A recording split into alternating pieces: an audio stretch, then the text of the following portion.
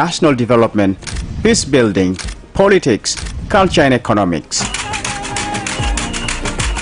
To stay informed and engaged, tune into Around South Sudan and be part of the conversation that matters. Subscribe now and join us for the stories that connect us all.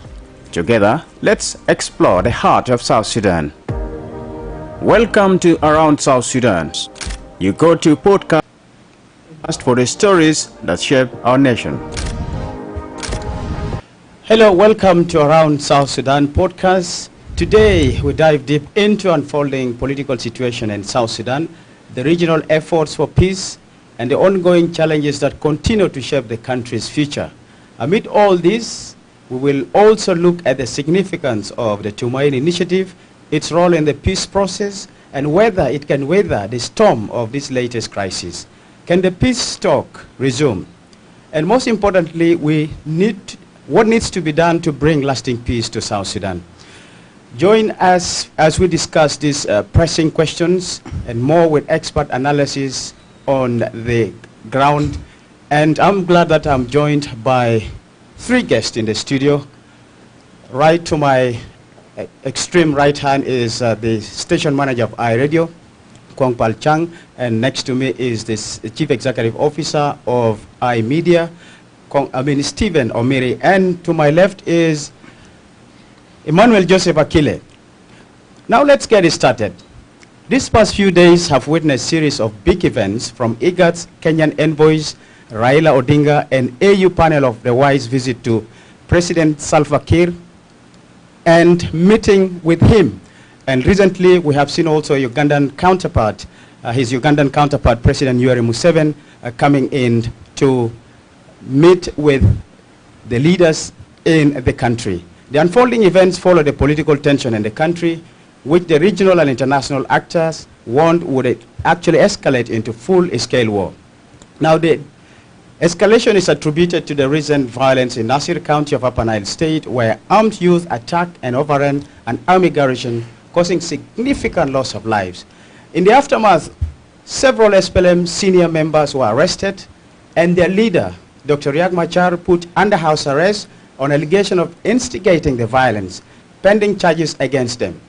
Now, pockets of clashes were also reported to have taken place between SSPDF and SPLA-IO forces in parts of the country. The latest regional efforts aim to get the parties back on table to de-escalate the political tension and implement the peace agreement.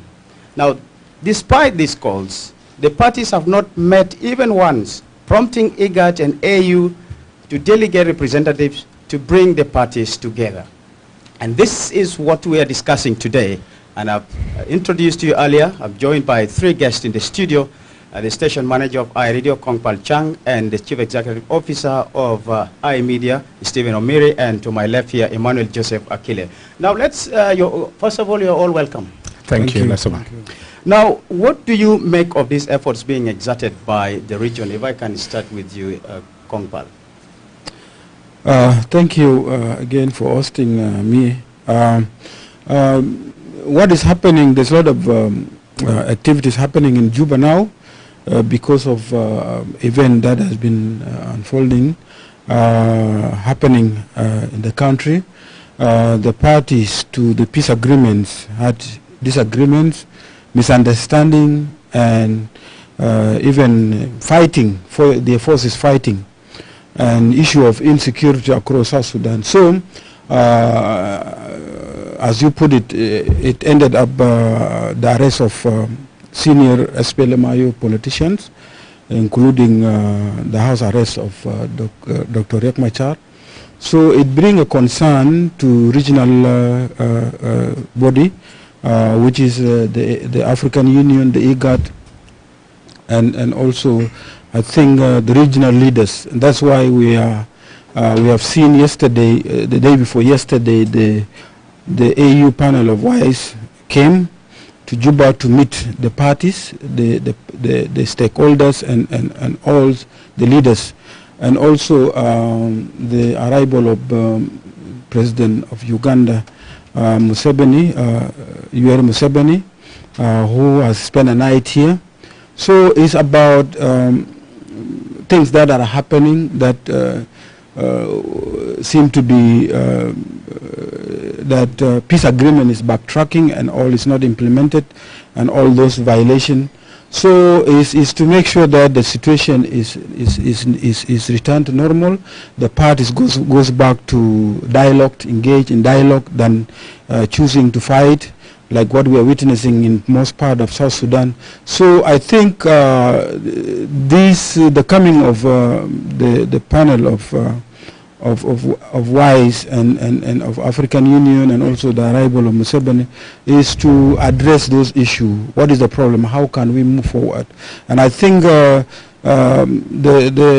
panel of WISE met with the president himself, and yesterday they met the civil society organization, all we call them all the stakeholders, and including faith-based groups, and they discuss how this problem can be addressed. And I think those key issues that came out is clearly that there should be a ceasefire, that the parties involved in conflict should call for ceasefire, and they should go back to dialogue.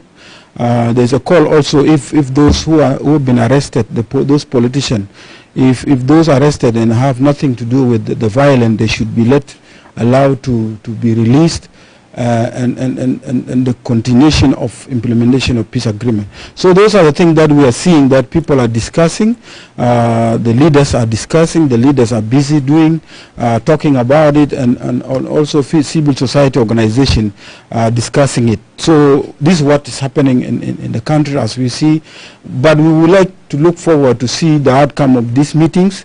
Where is it going to lead, whether it's going to lead to stopping the violence, or maybe more engagement in dialogue and all those things. This is our expectation as a citizen of this country. Let me come to you, Stephen Omire. What do you think your view is with regard to these efforts being made since the escalation started with the violence in Nasir, and it seems the tension has not really subsided, as you have seen many calls, and even the public, South Sudanese public, are still worried about what next, or what would happen if these issues are not addressed. Thank you, Lasuba Memo. Personally, I feel that from last week to this week, we have seen a high profile or personalities coming into our country because the political environment in our country is currently polluted. There is that environment of uncertainty based on what happened. And do you think, get back to how the conflict restarted, we can say this thing started shortly after what happened in Nasir a month ago, when the White Army overran the barrack of the SSPDF in Nasser, and as a result, political agitation started in the country that there was that mistrust that the SPLM-IO was heavily involved, and they promised to help resolve the issue, and they seem to not to have done what they said. And as a result, we saw high profiles official of the SPLM-IO being arrested under accusations or suspect of being involved in that part of the conflict. So, and then it ended up with the house arrest of the past Vice President, Dr. Riek Machar, and was confirmed by the Minister of Information that is under house arrest indeed as individual, but not as a party. Is arrested as individual and is in conflict with the law. So when you see a personality come into the country like the former Prime Minister, Right Honorable Raila Odinga, who was the first to arrive and was able to meet with the President, and unfortunately he came in as the IGAD envoy, but his visit was clouded by the controversy that emerged from his visit, and when he came here, talked with the President, and then he immediately left the same day and went to Uganda, met with the President of Uganda, President Museveni, and then he went back to Kenya and starts speaking to the media in Kenya. He spoke to one of the leading television in Kenya, Citizen Television, where he claimed, because we cannot verify that, where he claimed that he was denied to have an audience with the past Vice President, Dr. Riek Machar. And we saw the press secretary of the president coming out and saying that is not a true reflection of what was done, because the coming of the Prime Minister or the former Prime Minister of Kenya was a prearranged debate, that he came as an envoy of the EGAT, and he was to come talk to President Kiir and then go to Uganda, briefed President of Uganda of what they have discussed with the president, our president, and then he goes to Ethiopia to meet with the Prime Minister Abiy Ahmed. And so from there, the two leaders, the leaders who have come together now to say they have already been briefed, and how do they move forward from that. But I think that was not reflected, and we do not know what exactly happened. But then after he left, we saw also the panel of the wise coming in. And they met with the president, and the president assured them that he's committed to the peace agreement. And that is the statement that was published in the president's office, and we heard that. And I think yesterday they met with the stakeholders, and we hope that at the end of this meeting with the stakeholders, we expect a readout from the panel of the wise, and that this is what they have discussed with the president in writing. This is what they got from the president, and this is the way forward. And then yesterday we saw a visit by a very high profile, the president of Uganda, who is a friend to this country, based on the historical ties with with our country, because he has been there even during the liberation struggle. So he's a friend to South Sudan, in my opinion, based on the past. And we also, Uganda is a very close neighbor of South Sudan. We have over 1 million or 2 of South Sudanese, whether they are staying as refugees or they're staying as urban refugees living in Uganda. So Uganda is a very close country to us. And so he came in for 2 days state visit, official visit. He met with President Kiir, was received by Kiir, and we heard from the 2 foreign ministers that is purely they have discussed a couple of issues. One is issue of bilateral relationship between the 2 countries, and they focus on the peace and security of the region and the peace in the country, and they also talks about the threats. So today is also around, maybe he's leaving today, I don't know, but so they will be discussing a number of issues. So what I'm trying to say is the political environment in our country currently is full of uncertainty, because we cannot bury our head in the sand that there's no problem. There's a problem because the first vice president is a suspect. He's suspected of having been involved in conflict and what happened in Nasser. But then that will only be is subjected to investigation. And then the peace agreement, people will say that peace agreement is on course. The peace agreement might not be on course in simple terms, because the other part is not complete. So we have people in prison, and we have people who have run away, they have moved. We heard from the spokesperson that some of the people we're talking to are outside the country. So the other part of the peace agreement is not in. So the peace agreement is a bit limping in a way that there's no complete implementation. So we have to wait. With all this chattel diplomacy that is happening in the country, what will be an outcome of that chattel diplomacy? So what would you preempt of these meetings, especially with Museveni? Return to the table of dialogue. You see, a future of any country is based on peaceful resolution of conflict. Human being by nature is a conflicting animal. There will be disagreement and conflict arise. But when conflict arises, we have to sit back and say, no, guys, the mistake has happened. We have to come and discuss, address the issue. So my only hope and request is Junubin has suffered for so long. As we speak today, we have suffered for so long. And what we are yearning for as people of South Sudan is having peace in this country, stability, development, and that can only be achieved if the leaders can come back on the table and discuss. We will look at the implication of the parties not coming together to discuss, and what really hinders that? And you did mention that it's basically mistrust between the parties following what happened in Nasir. Let's talk about Raila a little bit. You mentioned quite a number of things that emerged following his coming to Juba.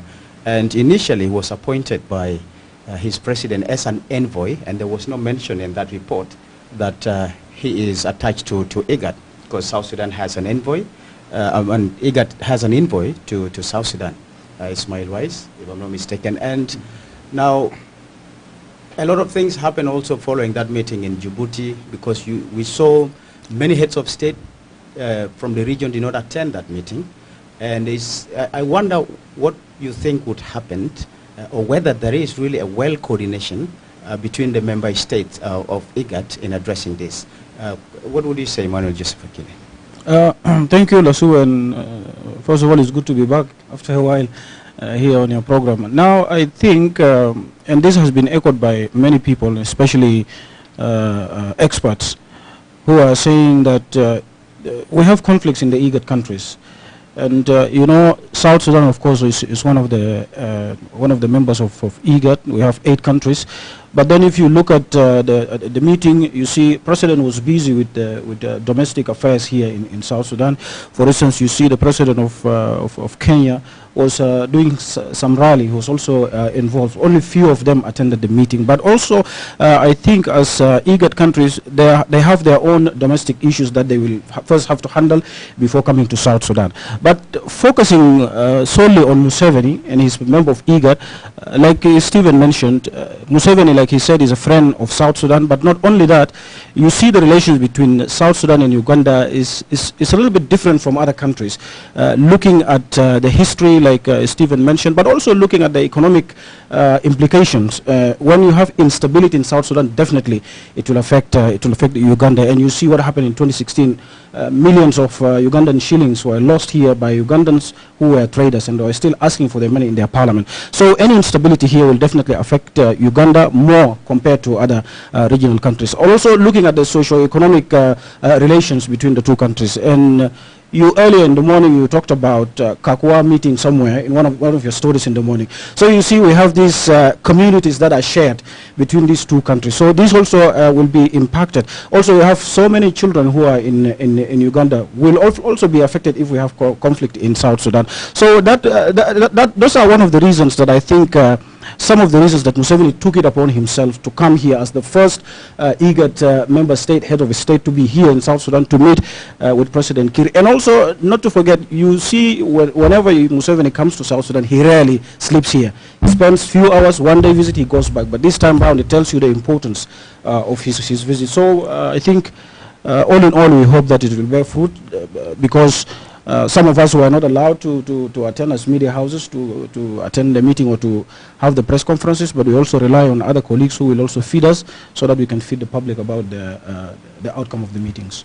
And Kong, taking it from the political analyst, you talked about the key role of Museveni in resolving this matter. What comes to your mind? Yeah, you know, the opinion of what is Museveni coming to do here is divided, because South Sudan, as we speak, is divided also. There are those who are happy to see Museveni also helping us in our problem, and there are those who are not happy seeing Museveni getting involved into our own internal affairs, and those are the things that are clear outside there. What some political analysis, if I can pick one of the Abraham, is that Museveni was of those one of those leaders who was a guarantor of this 2018 peace agreement. So guarantor means somebody who makes sure that if things are falling apart, you will be there to help. So to make sure that if thing goes wrong, you are there to help. So I think that is the role that is playing, and that is the expectation that of many people who believe that as a guarantor, if there's any problem, he can come in there and help. Like what the political analysis say, that people expect by the time he will be leaving or he will be returning home, people expect either to hear that the two parties, the key leaders who are in this problem, who are in this crisis, the president himself and his first vice president will be asked to go back to sit together and dialogue. That is expectation. But the day has not ended. We don't know how whether they will go back today or will go back tomorrow. That's one thing. The other thing also, you know, recently I think we ran that story that Uganda, South Sudan, become #1 country that is importing goods from Uganda. Kenya was #1 because Uganda was importing a lot of food stuff to Kenya. But now South Sudan took over. There's the economic interest. Economic interest with Uganda is a priority to Museveni, because how many Ugandans are working here, and the goods that are coming to Uganda, how many millions or billions of dollars is Uganda getting in export to South Sudan? So it's make sure that one, for security reason, to make sure that that corridor is secure, and make sure that there is stability in Juba, and make sure that also this peace agreement people continue to make sure that they review, they look at it, and make sure that they implement. I think this is what people expect from him as a guarantor. People believe he may make a statement, or even if he does not make a statement, the outcome of this visit we'll see later, whether it will force the parties or it will open another chapter of discussing the context of South Sudan, the current peace agreement that is struggling to be implemented. Stephen did mention about, senior members of SPLM arrested, and also their leader is put under house arrest. And this is now the key thing for the parties to move forward and implement the peace agreement. And for this to happen, Museveni has to be clear about this and help address this with President Salva Kiir, because the call now has been that Riek Machar should be released, but the government on the other hand saying no, they are investigating and will bring charges against him and the senior members. So will this really be easy to resolve, Stephen? I don't think if the President Museveni has a role to play in the arrest, in terms of resolving the arrest, because what we are told by the spokesperson of the government is these individuals who were arrested were in conflict with the law. Now, if that is the case, what everybody will be calling upon is to speed up the investigations, so that, because even the spokesperson made it very clear, if the findings show that they have no link to any conflict, then they will be released. And if one or two is found guilty and has committed a crime, then he will be pursued as individual, not as a party, as individual having played a role in this. So what, in my opinion, is generally is to allow the process to take its course, but again, expediting it is very important, so that when you prolong the process, you create a lot of suspiciousness, and you prolong the conflict, or you also increase a lot of tension, unnecessary tension. So in my opinion, I don't think if Uganda, we have seen Museveni having conflict with the and South Sudan has not interfered into that. So this is an internal affairs, and generally our problem as a country, we have the solution to our own problem. We'll always get a mediator. We can get somebody to facilitate our dialogue, but a solution that is going to be sustainable must come from the political parties, must come from the leaders who have members of parliament who have a stake in this country. So the solution of our country is within, not from the outside. And if our leaders can now do away with this mistrust, because our biggest challenge is serious mistrust. Nobody trusts the other person. And also, we have not come out very clearly to say, when we are discussing, I have to put my cards on the table so that there's no mistrust. So we are also, others are not doing their role to ensure that there is transparency in any discussion. So that's why there's too much mistrust in our country. That's why there's always this problem coming out every now and then. So we are our own problem creator, and we are our own problem solution solver. We can solve our problem if we can sit down and now iron out the mistrust part, because that's where we're having an issue. Yeah, if I can add something on what Stephen just said, there's something also we have to make it clear, especially to the public memo, is that the Revitalized Peace Agreement, yes, talks about reform, but then in the 8 chapters of the Revitalized Peace Agreement, there is no provision that talks about who to arrest who and when to arrest, whether someone is in conflict with the law or not. But then here we have also constitution and mandate being overseen by the president. So that constitution is being used now by the president to safeguard the country, to protect the sovereignty of the country. So people who always refer to the Revitalized Peace Agreement should also understand that. We have 2 documents here. Yes, the agreement talks about if the Revitalized Peace Agreement comes into conflict with the constitution, the peace agreement supersedes. It becomes the overall. But then only about the provisions that the peace agreement is talking about. Yeah. The peace agreement does not talk about all the provisions or the articles or the bills that are being mentioned in the constitution. And also for someone who is not guilty, why do you run, for instance, if you know you have not done anything wrong? Why do you run? And another genuine concern also was I was referring to the members of the SPLM-IO who ran based on the statement of Honorable Minister Michael Makwe. But also there's a concern from the SPLM-IO Deputy Chair, Nathaniel Oyet, who in his statement, he said now they are calling for dialogue in a conducive environment, and they mentioned, let's say, they said neutral venue. So this may lead to another revitalize of the agreement. So first, let's leave the investigation to continue, and like Stephen said, it's a domestic issue that will not require any external intervention. That's why probably many people who came were not allowed to meet Dr. Riek Machar, because it's still under investigation. Yeah. Yeah. But if it reaches a point where parties cannot now resolve an issue between or among themselves, so how do you go? Isn't the presence of a mediator necessary, like what the Vice is doing? No, the mediator, we are not saying the mediator should not be there. What our argument is, this conflict is a conflict among the parties to the peace agreement, and also two parties to the peace agreement, the SPLM-IO and the SPLM-IG, and this thing was triggered by the Nasser. Let us not forget the Nasser, because the trigger of all this is a result of what happened in Nasser, and is also as a result of the internal communication between the president and the cabinet with the past vice president. When do we discuss the issue of what? Rescuing the general. That's where the whole thing generated from.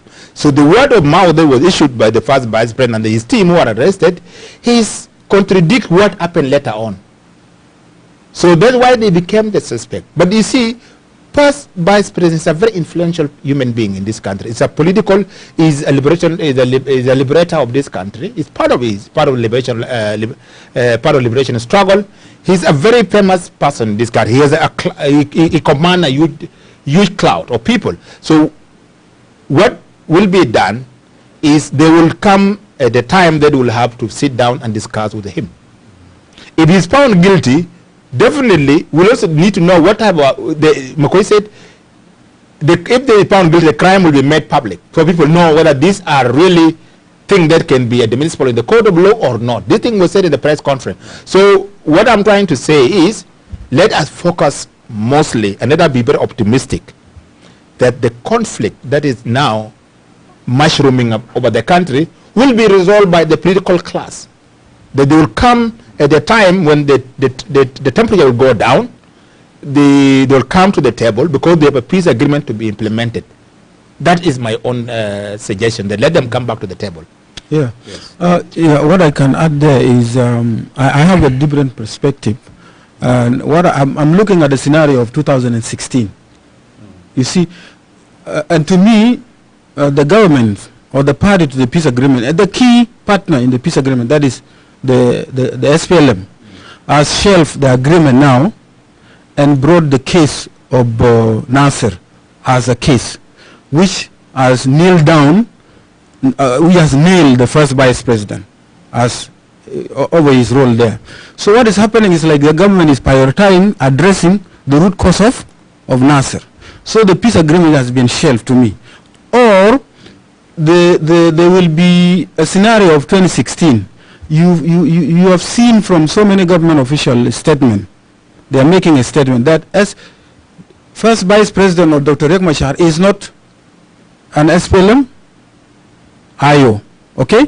There are others who are in SPLM IO the party can move on with the implementation. What does that mean?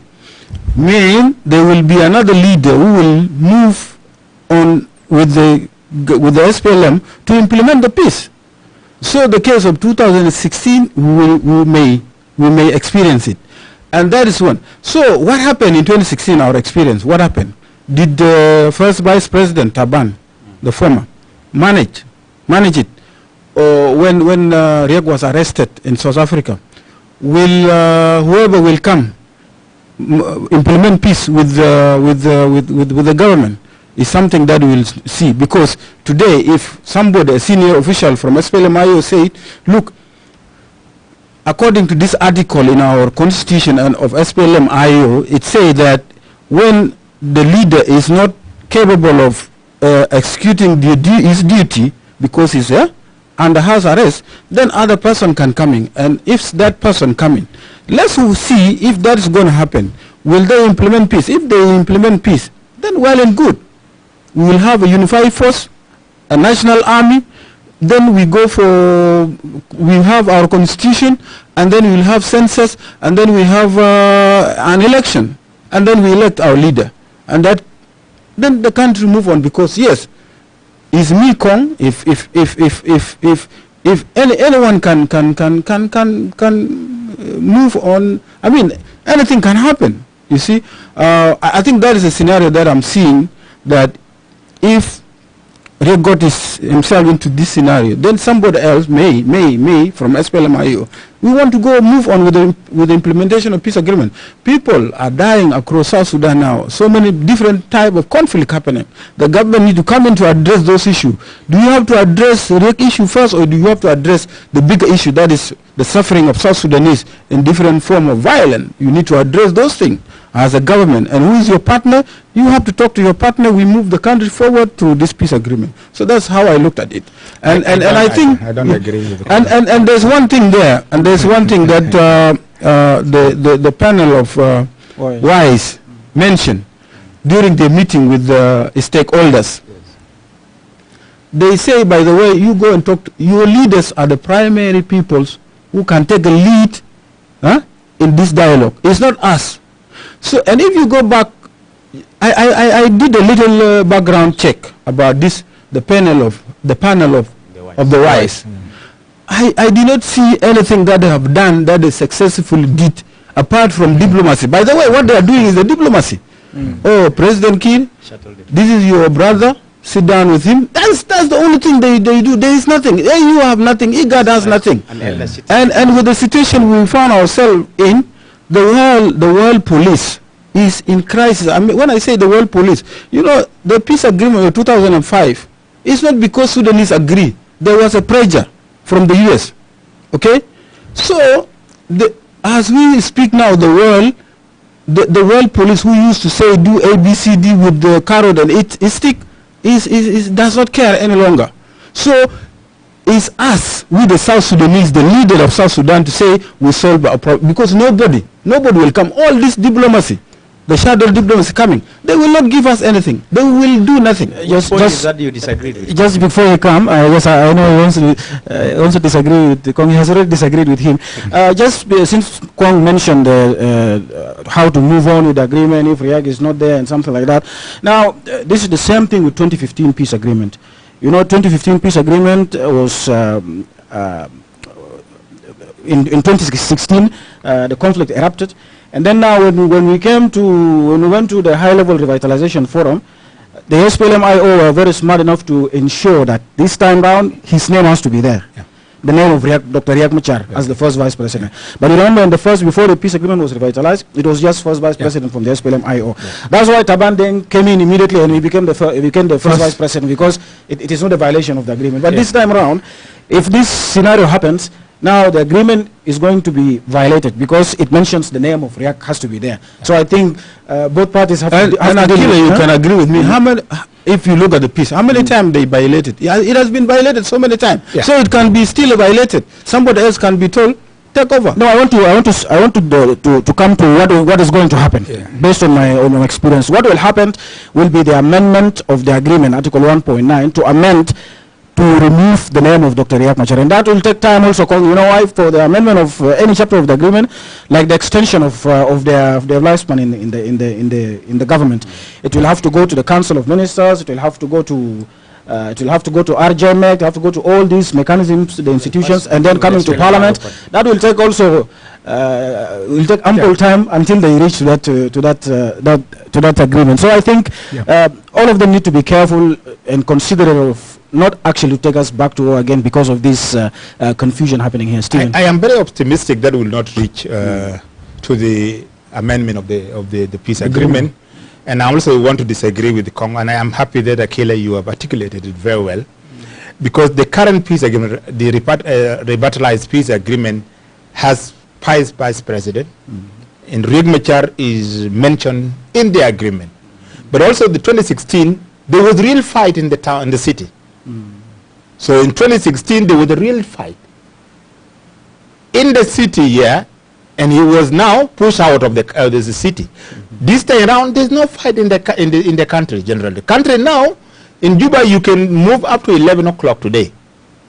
You can enjoy your beer up to any time, and nothing. Not like it's not like 2016. So currently the country is stable. What is happening now is the political environment is not conducive, because already there's a tension. But in terms of stability in the country, there's a stability in the country. So I don't believe that we are going to go to 2016 where we want to bring another person to replace Riek Machar, because what needs to be done and what the leader will be doing is just to finish the process of Riek Machar. Maybe in the next few days, the result will be out. And maybe the result will say, yes, this has happened, but now let's come back.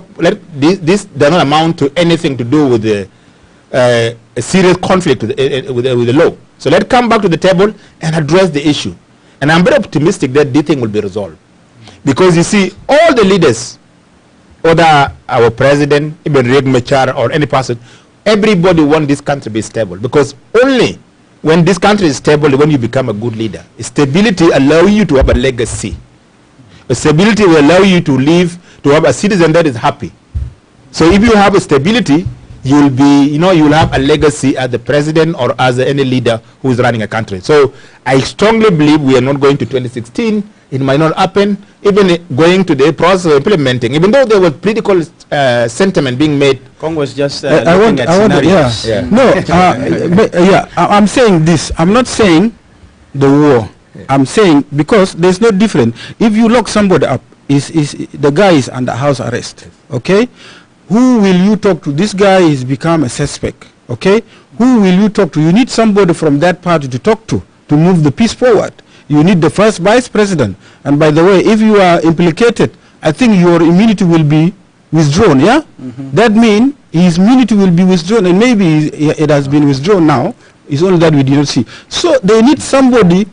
Sulfur needs somebody from SPLM-IO to implement, to finish what was not done. So I'm not saying maybe a war, but implementation that will there will be implementation that will exclude first Dr. Riek Machar, and that's what I'm seeing, okay. And that's what I'm saying. So but also with the stability, I don't think we are stable, Steve, as we speak.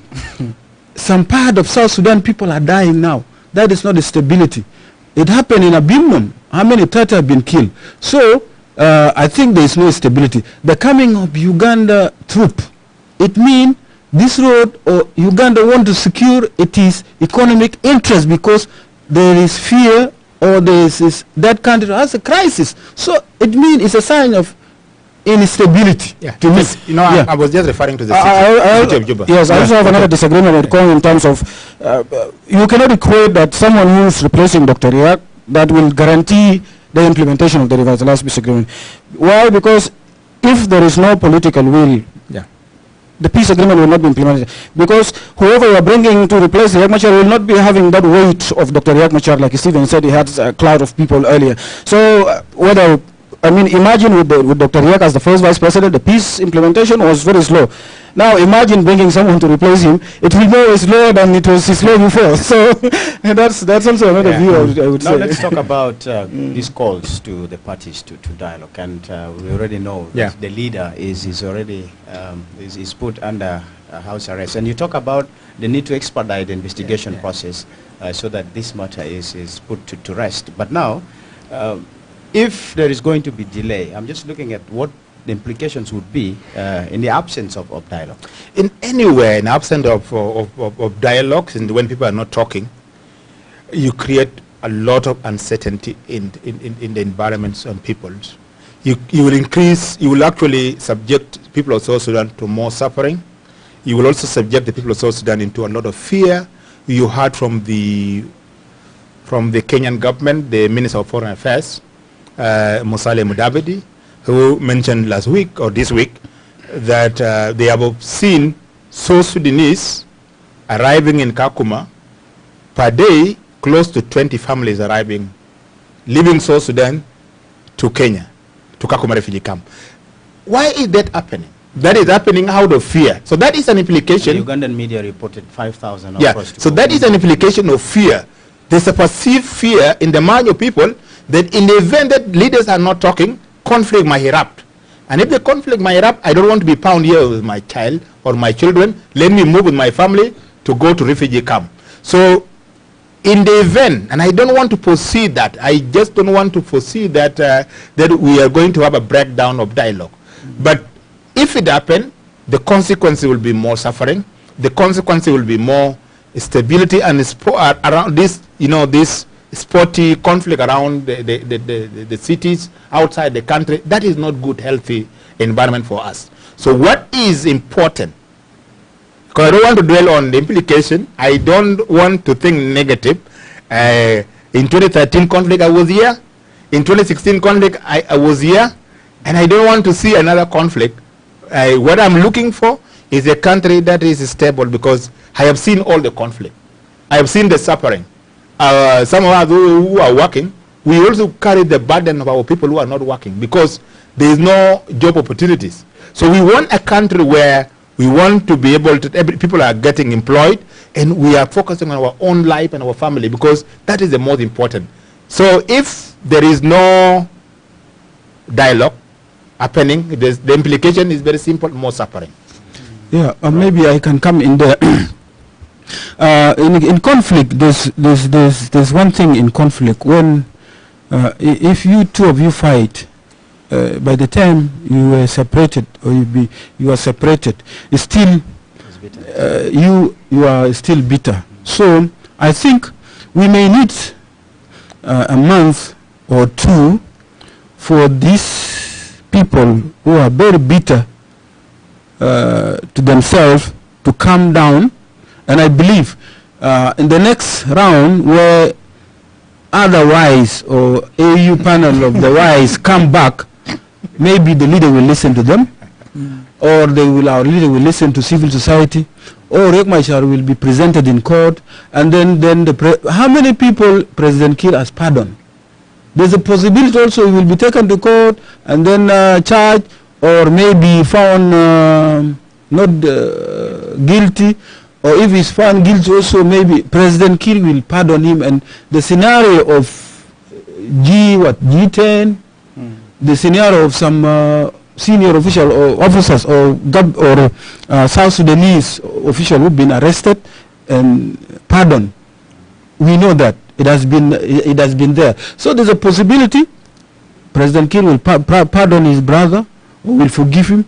And with that bitterness come down, and the heat of Nasser goes down, and South Sudan calm a bit, they will think again, and they will say, okay, let's come and sit together. This is what but now things are still hot, and maybe these wise, nobody will listen to them for now. Right. You want to add something? No, I think it's fine. you are watching Around South Sudan podcast, and now let's move to the next item. And we're looking at the Tumaini initiative. We're asking whether it has lost its significance in the face of the developing political crisis in the country.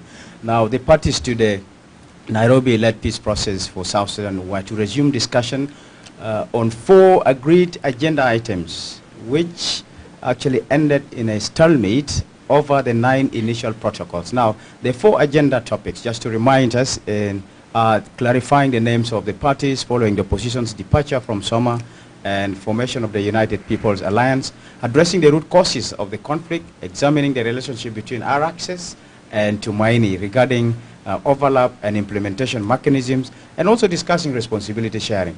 But this was cut short after the government requested for a break to allow the commencement of the extended transitional period that is now being shaken by the political crisis. Now, the talks were expected to resume, but this has not happened. So let's discuss the fate of Tumaini. It's been a while since the government came to Juba and commenced the transitional period, which later also we've seen this happening again. So, Akile, what's the fate of Tumaini? Well, to be brief, Lasuba, Tumaini is not dead. Tumaini is still alive. But then, you know, when you are sick, you have to treat yourself before you can go and meet someone. So we are already sick with the revitalized peace agreement. We have problems with the revitalized peace agreement, especially the 2 main parties are in conflict right now, and these are the same parties that are part of Tumaini peace initiative. So yesterday we had a communication with Dr. Ambassador Muhammad Guyo, who's the deputy chief mediator, and he said for now the Tumaini team is even focusing more on the revitalized peace agreement, to try also interfere and try to conduct consultations with the parties to diffuse the tension, to help de-escalate the tension, and then if the situation improves, as we've been saying here, then they will contact the government delegation for the resumption of the Tumaini. But for now, they cannot resume Tumaini peace initiative because the revitalized peace agreement has to be addressed, especially what is happening right now. And after that, immediately Tumaini will resume. So let's continue to be hopeful, and from where we stopped. And another challenge also with the Tumaini is now you see the deputy head of government delegation is Port Kang is also now not being part of the team. I mean, is being put in. So we'll see what the SPLM in opposition will do in terms of replacing him, so that the unity government can go as one team. Also, civil society activists or stakeholders to the Tumaini yesterday also telling iRadio that the regional, the mediation team is also conducting kind of shuttle diplomacy and regional consultation, so that once they resume the talks, it will immediately start from where it stopped. But I saw them recently. I think they held a press conference in. Was that in Kampala, Uganda? And that was the UPA. That was the main opposition group there. Of course, it normally happens when something like this happening right now here in the country, especially in Juba. The opposition also are concerned, because they always talk about their concern about the welfare of the people of South Sudan and the citizens. So they released a statement condemning what is happening currently and calling for the parties to the revitalized peace agreement to speed up the resolution of the current conflict, so that they can go back to Tumaini and continue with the negotiation there. Yeah. Any take? Yeah. So it's good that Tumaini is named after an English word, hope. And I am hopeful that I have been among the few individuals who have been saying that the 2018 peace agreement is not a good peace agreement, simply because you cannot implement 20% within 7 years, and you still call it a peace agreement. And so it is a good peace agreement. What we acknowledge, that 2018 peace agreement brought calm, but that calm is it appears with. So Tumaini is the only hope I see. That if the SPLM that came up with this rejection, because it is SPLM that they withdrew from Tumaini and say they didn't want the parallel institution and all the thing. And the whole thing was dismantled. And then they started, now they've seen the peace agreement that they thought was alpha and omega is not what they thought is alpha and omega. It's peace agreement that has also other problem and need a hope to be injected in that peace agreement to revitalize it, or to revitalize so that it now become something implementable. So I think Tumaini should be reconsidered again, and parties should go back to Tumaini to help the peace agreement, this current peace agreement, 2018 peace agreement, to be implemented. So that when it is implementable, we will now have a transition. Because this country cannot remain in transition forever. Citizens need to go for election. Citizens need a permanent constitution where they have a right. Citizens need to know their number census need to be done. Citizens need, to choose their lead. So if that cannot be done, and we are always bury our head in the 2018 peace agreement and is not implementable, then we have a serious problem. Do you have faith into my? I don't have faith. I don't have a faith, because if the real peace that was signed could not move forward, what about what people are talking about, that they can is it supplement the RSS? So as Akila put it, we are struggling already. The 2018 peace agreement is already on a sick bed. So how do you talk about something, that a project or a program that you want to implement, you want to talk about, to design, to talk about it, when already what is supposed to be an example for the other one is already on a sick bed? So we are in a critical situation because as we struggle to give life to this peace, I think nobody will even talk about, because you cannot talk about something when whatever is already in your hand is falling apart. You cannot go catch something else when this one you cannot even hold it. So it's a challenge, and maybe unless miracle happen, and God is there. You never know. Yeah, for lack of time, how can the country come out of this situation? Just 2 minutes each. It's leaders. It goes back to leaders, the decision makers. Let them soften their heart. Let them soften their heart, because people who are suffering, they need to have a legacy, okay? And that legacy was what people, just one thing that South Sudanese are asking is peace. And it's easy for you. It's just soften your heart, dialogue with your brother, and move the country forward. It's not difficult.